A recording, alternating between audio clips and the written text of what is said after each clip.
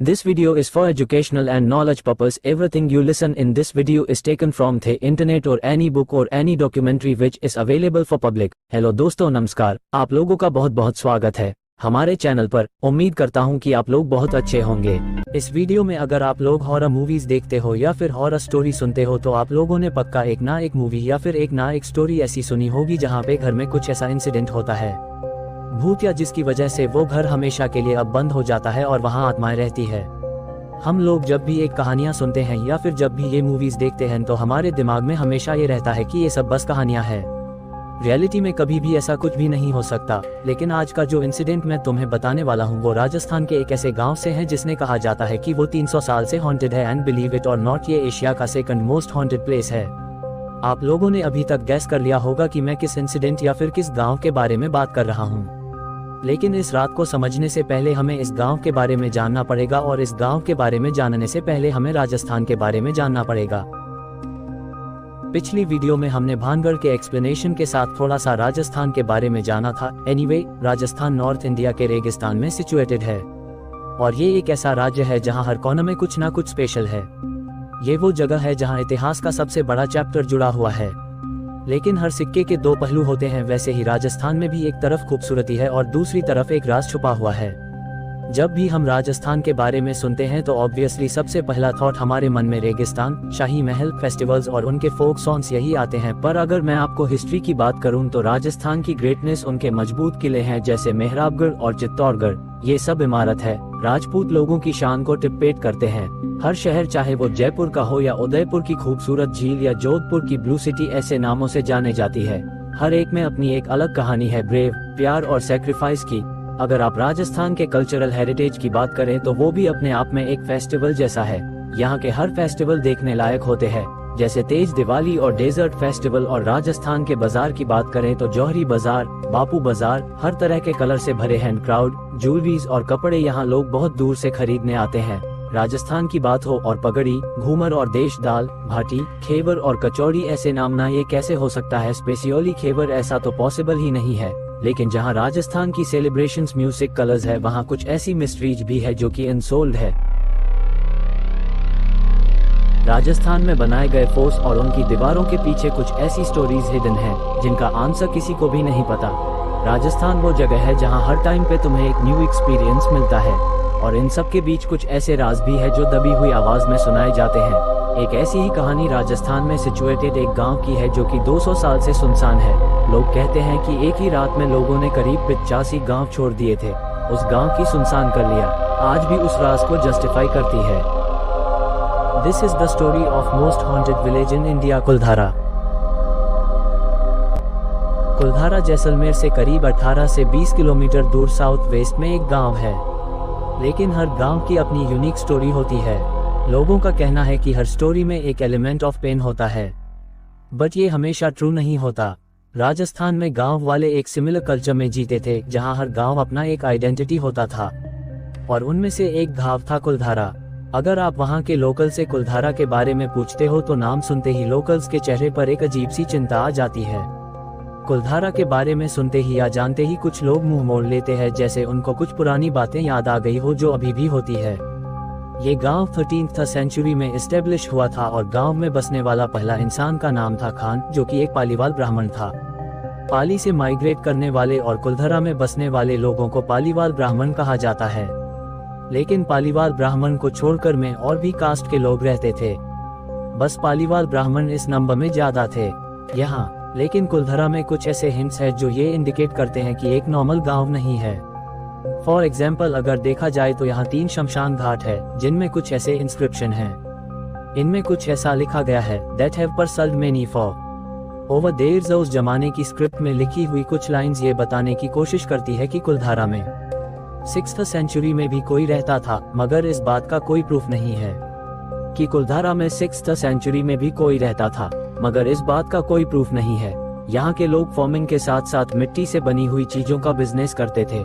मिट्टी से बने बर्तन, ऐसी चीजें बनाकर उन्हें बेचना, इस काम में कुलधारा उस जमाने में टॉप पर था। लेकिन ये आर्ट राजस्थान के कई गांवों में आज भी पॉपुलर है और आज भी मौजूद है। पर जो भी हिस्ट्री कुलधारा के बारे में लिखी गई थी वो रिसर्च से मिली है। उससे एक चीज क्लियर पता चलती है कि इस गांव में लोग आर्ट लवर्स थे, जैसे कि मैंने आपको बताया, पालीवाल ब्राह्मण जो सबसे पहले इस गांव में आए थे, ये वो ही लोग थे जो कि यहाँ के पॉपुलेशन का मेजर पार्ट थे। लेकिन 17th सेंचुरी में यहाँ की पॉपुलेशन अप्रॉक्सीमेट 1500 थी, लेकिन धीरे धीरे ऐसा कुछ हुआ जहाँ अगले 150 साल में पॉपुलेशन प्रैक्टिकली गिर गई और ये 1500 से सिर्फ 800 बची थी। और देखते ही देखते 1890s में यहाँ सिर्फ 50 लोग बचे थे। लेकिन ऐसा क्या हुआ था कि लोग डे टू डे यहाँ से जा रहे थे और यहाँ की पॉपुलेशन कम हो रही थी। इस गांव में असली में घुसने में ऐसा पता चलता है, ये कोई ऑर्डिनरी गांव नहीं है। कहा जाता है कि लगभग 300 साल पहले एक ही रात में कुलधारा के सभी लोग गायब हो गए थे। कुछ लोग कहते हैं, जैसे ही आप कुलधारा के लैंड्स पर वॉक करते हो, you feel in strange presence around you. कुछ कहानियां तो ये कहती है कि रात के अंधेरे में पुराने लोगों की आवाज सुनाई देती है उन्हें यहाँ। In some have claim to hear some whispering sound as well. कुछ लोगों को बच्चों के हंसने की आवाज आती है और कुछ लोग कभी कभी यहाँ राजस्थानी फोक सॉन्ग सुनाई देते हैं। एक दो बार अगर होता समझ में भी आता, पर ये चीज काफी लोगों को महसूस होती है और उन्हें ये सब सुनाई भी देता है। उन दिनों रेगिस्तान में बारिश होना बहुत ही रेयर था, इस वजह से नदियां सूख गई थी, हर तरफ पानी की कमी थी, जिसकी वजह से गांव वाले दिन रात पानी के लिए तरसते रहते थे। बच्चे, बूढ़े, औरत, आदमी सब पानी की एक बूंद के लिए तरस रहे थे। कुछ लोग तो कहते हैं कि इस वजह से मजबूर होकर लोग अपने घर छोड़कर दूसरे गांव, दूसरे शहर की तरफ बढ़ गए। पर कुछ लोगों का ये भी कहना है कि उस रात भूकंप आया था। भूकंप इतना था कि जमीन फटने लगी और गांव वाले भगदड़ मचाते हुए अपने अपने घर छोड़कर यहाँ से भाग गए। कहा जाता है कि वो भूकंप इतना खतरनाक था कि कई घर गिर गए थे और जो नहीं गिरे उनमें भी दरार आ गई थी, और ये दरार वाले घर तुम आज भी देख सकते हो। कुलधारा में लोगों को लगा कि अगर वो वहाँ रुके तो उनकी जान खतरे में रहेगी और इसीलिए वो वहाँ से भाग गए। लेकिन अगर हम फैक्ट्स की बात करें तो इन सारे रीजन्स में उतनी कोई सच्चाई नहीं है। लेकिन इन सब में सबसे ज्यादा सुनाई गई कहानी वो है जैसलमेर के दीवान सलीम सिंह की। ये सलीम सिंह वो इंसान है जिसकी वजह से एक रात में गांव वालों ने अपना घर छोड़ दिया था और गांव छोड़ने के बाद गांव वालों ने इस गांव को एक श्राप दिया था। और यहाँ से शुरू होता है सबसे बड़ा मिस्ट्री। जी हाँ, वही श्राप जिसे लोगों ने सलीम सिंह पर लगाया था। लेकिन क्यों, आखिर सलीम सिंह ने ऐसा क्या किया? आज से करीब 300 साल पहले सलीम सिंह, जो कि जैसलमेर के रॉयल फैमिली का पावरफुल दीवान था, पावरफुल मैन, इतना पावर कि उसकी पहुंच एक मिनिस्टर से कम नहीं थी। सलीम सिंह नेचर से एक बहुत ही ज्यादा रूथलेस इंसान था। I know this thing, you are not expecting that thing from Deewaar, पर सलीम सिंह के अंदर बिल्कुल भी दया नहीं थी। वह अपनी अलग ही मनमानी किया करता था और वहाँ के लोगों के अंदर एक डर का माहौल बनाए रखता था। एक दिन वो कुलधारा में अपने सोल्जर्स के साथ आकर टैक्स वसूल कर रहा था। अगर देखा जाए तो वो उसका एक नॉर्मल दिन जैसा ही था। लेकिन तब उसकी नजर वहाँ की मुखिया की खूबसूरत बेटी पर पड़ी और सलीम सिंह ने बिना कुछ सोचे सबके सामने बोला कि मुझे ये लड़की पसंद है, मैं इसी से शादी करना चाहता हूँ, ये मेरी है। सलीम सिंह की यह बात सुनकर गांव वाले शॉक रह गए थे। कुछ लोगों ने इसके अगेंस्ट भी करा, लेकिन एंगर सलीम सिंह ने उन्हें डराकर बोला कि अगर ये शादी कल तक नहीं हुई तो मैं सबके टैक्स बढ़ा दूंगा, डबल कर दूंगा। ये सुनने के बाद वहाँ के गांव वालों को ये तो मालूम था कि सलीम सिंह जिद्दी इंसान है और वो सच में ये कर देगा। अगर उसकी शादी मुखिया की बेटी से ना हुई तो। ये सब देखकर मुखिया और गांव वाले बहुत डर चुके थे। उन्हें लग रहा था कि सलीम सिंह के एन घर की वजह से कई गांव की बाकी लड़कियों की भी जिंदगी खराब ना हो जाए या खतरे में ना आ जाए। तो मुखिया ने अपनी बेटी से पूछा कि क्या तुम हमारे गांव के लिए, हमारे लोगों के लिए ये कुर्बानी दे सकती हो? मुखिया की बेटी ने प्यार से अपने गांव वालों के बारे में सोचकर हाँ कह दिया, लेकिन गांव वाले इस बात के लिए नहीं माने। हम अपनी बेटी उस राक्षस को नहीं देंगे, उन्होंने ऐसा कहा। और यह सुनकर मुखिया की आंख से आंसू आ गए। उसे भी पता था कि सलीम सिंह से उसकी शादी करवाकर वो अपनी बेटी को एक हेल में धकेल रहा है। ये चीज वो अपने दिल पर एक पत्थर रख कर रहा था। लेकिन जैसे ही उसने गांव वालों की बात सुनी, उसकी जान में जान आ गई। वक्त बहुत कम था, इसलिए उस रात मुखिया ने गांव के लोगों के साथ एक डिसीजन लिया। आज की रात को हम सब यहाँ से चले जाएंगे, जहाँ हमारी जिंदगी बर्बाद हो रही है। इस गांव को हमारी जरूरत है, हमें इस गांव की जरूरत नहीं और ना ही हमें सलीम सिंह की जरूरत है। ये बात सुनकर सभी गांव वालों में जोश आ गया। सभी लोग यहाँ से भागने की तैयारी कर रहे थे। कुछ अपना सामान बांध रहे थे तो कुछ लोग अपनी गाय भैंसों को ले जाने की तैयारी कर रहे थे। इस वजह से यहाँ काफी भगदड़ हो गई थी और ये आवाज सलीम सिंह के कुछ गार्ड्स ने सुन लिया था। उन्होंने भागकर सलीम सिंह को रिपोर्ट करा तो इस बात से सलीम बिल्कुल भी खुश नहीं था। वो गांव में भागता वापस आया और कुछ लोगों को पकड़ के जोर जोर से मारने लगा। लोगों ने अपना सामान छोड़कर यहाँ से भागने की कोशिश करी तो सलीम सिंह ने उनका घर जला दिया। कुछ लोगों को उसने वहीं पे मार दिया तो कुछ बेटियों को उसने पकड़ लिया था। गांव से मेजॉरिटी के लोग तो भाग गए थे, लेकिन जो उन्होंने जो खोया था वो उनके दिल पर बहुत भारी था। इसीलिए गांव के लोगों ने इस गांव को छोड़ते वक्त एक श्राप दिया। उन्होंने गांव पर यह श्राप लगाया कि कोई भी आदमी यहाँ कभी नहीं बच सकेगा। ना तो यहाँ पीने के लिए पानी की बूंद मिलेगी और ना ही तुम्हें इस गैप में खुशियाँ मिलेंगी। और उस जमाने में दिया गया ये श्राप आज भी कुलधारा में लागू होता है। उसी श्राप की वजह से लोग वहाँ रोक नहीं पाते हैं। आज भी ये जगह सुनसान है और कुछ लोग इसे मानते हैं। कुछ लोगों का मानना है कि ये अभिशाप आज भी वहाँ है और कुछ कहते हैं कि यह सिर्फ एक कहानी है।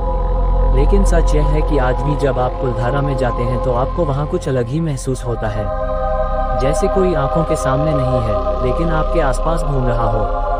कुछ लोग कहते हैं कि वो लड़की जिसे सलीम सिंह ने शादी के लिए जबरदस्ती करी थी वो उस समय गांव छोड़कर चली गई थी, लेकिन फिर वो वापस आई अपनी बहनों के लिए, अपने लोगों के लिए, और वो वही घूमती रही और अपने लोगों के मरने की दुख की वजह से उसने कुलधारा में ही अपनी जान दे दी।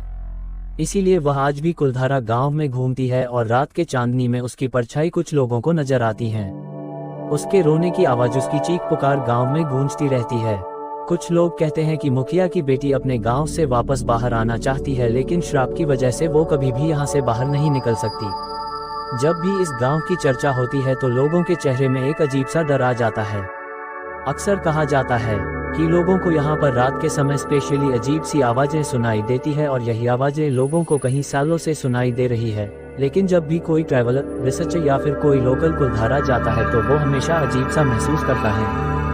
कई पैरानॉर्मल इन्वेस्टिगेटर्स इस गांव को विजिट कर चुके हैं और ऐसा हाई एक सोशल ग्रुप था जो कुलधारा के राज को समझने की कोशिश में था। उन्होंने कहा था कि जब भी वो यहाँ आए उन्होंने कुछ अजीब सा महसूस किया। उन्होंने कहा समथिंग पैरानॉर्मल, जैसे वो अकेले नहीं थे। एक इन्वेस्टिगेटर ने बताया कि जब भी वह गांव के मिडल में खड़े थे तो उसने एक छोटी सी लड़की की मुस्कुराहट सुनी। जब उसने पलट के देखा तो वहाँ कोई भी नहीं था, वहाँ कोई लड़की नहीं थी, वो बस अपनी टीम के साथ खड़ा था। कुछ इन्वेस्टिगेटर्स का ये भी मानना है कि जब वो किसी पुराने घर के अंदर गए तो उन्होंने महसूस किया कि कोई उन्हें छू रहा है। अभी तक मैंने जो भी बताया वो कुलधारा से रिलेटेड एक मिस्ट्री थी जो कि सॉल्व नहीं हुई है। लेकिन इस गांव के छोड़े जाने का कारण आज भी हिस्टोरियंस और आर्कियोलॉजिस्ट के बीच में एक टॉपिक ऑफ इंटरेस्ट है। कुछ ऑर्डिनरी सोच से लोगों ने ये सोचा कि वह इस गांव का राज सुलझा सकते हैं। कई रिसर्च टीम ने कुलधारा के टूर की। इन टीम्स ने गांव में रहने वाले लोगों की लाइफस्टाइल और उनकी लाइफ की प्रॉब्लम्स को समझने की कोशिश की। बाद में रिसर्च के मुताबिक ये माना जाता है कि कुलधारा में रहने वाले लोग एग्रीकल्चर पर डिपेंडेंट थे। कुछ सालों तक रीजन में बारिश न होने की वजह से लैंड बहुत ड्राई पड़ गया था, जो कि अभी भी राजस्थान और बाकी डेजर्ट एरिया में कॉमन बात है। उस वक्त भी पानी की कमी हुई थी और एग्रीकल्चरल फील्ड में फसल नहीं हो रही थी, जिसकी वजह से गांव में भूख और परेशानी बढ़ने लगी थी। लेकिन एक चोरी ये भी है कि सलीम सिंह के डर और धमकी से गांव वाले भाग गए। कुलधारा से रिलेटेड बहुत ही ज्यादा कम आर्टिकल से तो मैंने काफी मेहनत करी है इस चीज को ढंग से तुम्हें प्रेजेंट करने में, so please do like this video of you like that. And आज के लिए बस इतना। मुझे उम्मीद है कि आपको मेरी जानकारी जरूर पसंद आई होगी। आप चाहे तो मुझे इंस्टाग्राम या ट्विटर पर भी फॉलो कर सकते हैं, लिंक आपको डिस्क्रिप्शन में मिल जाएगा। और आप अपनी बात इस मेल ID पर मुझे मेल भी कर सकते हैं, तो मैं मिलूंगा अब आपसे अगली कहानी में। तब तक के लिए अपना ख्याल रखिए।